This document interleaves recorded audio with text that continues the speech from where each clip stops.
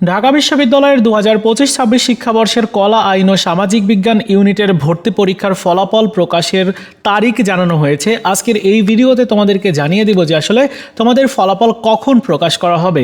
তো চলো শুরু করা যাক। সংবাদ মাধ্যমগুলোতে নিউজ হয়েছে, এমন একটা নিউজ শেয়ার করছি। নিউজটি শিরোনাম এরকম: ঢাবির কলা আইন ও সামাজিক বিজ্ঞান ইউনিটের ভর্তি পরীক্ষার ফল কবে যা জানা যাচ্ছে।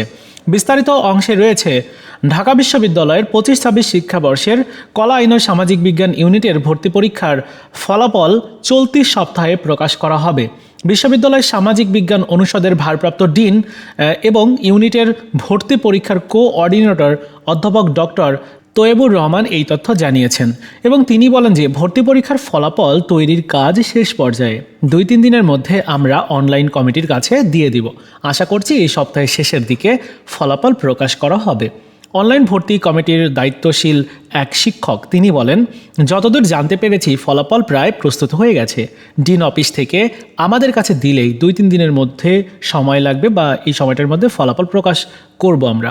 আশা করছি চলতি সপ্তাহে ফলাফল পেয়ে যাবে শিক্ষার্থীরা। সো তোমাদের রেজাল্ট যেটা সেটি কিন্তু এই চলতি সপ্তাহে প্রকাশ করা হবে, চলতি সপ্তাহের একেবারে শেষের দিকে, মানে বুধ বৃহস্পতিবারের দিকে তোমাদের ফলাফল প্রকাশ করা হবে। এবং জানা গেছে ভর্তি পরীক্ষা 1 মাসের মধ্যে ফলাফল প্রকাশ করা হয়, এটা তো তোমরা জানোই। আর ফলাফল প্রস্তুত করা হচ্ছে কীভাবে সেটি যদি বলি, তাহলে যাদের এমসিকিউ অংশে যারা পাস করবে না তাদের কিন্তু লিখিত অংশের খাতা দেখা হবে না। সো এমসিকিউ অংশে যারা পাস করবে শুধুমাত্র তাদেরই লিখিত অংশের খাতা দেখা হয়, এরকমটাই ঢাকা বিশ্ববিদ্যালয়ের নিয়ম।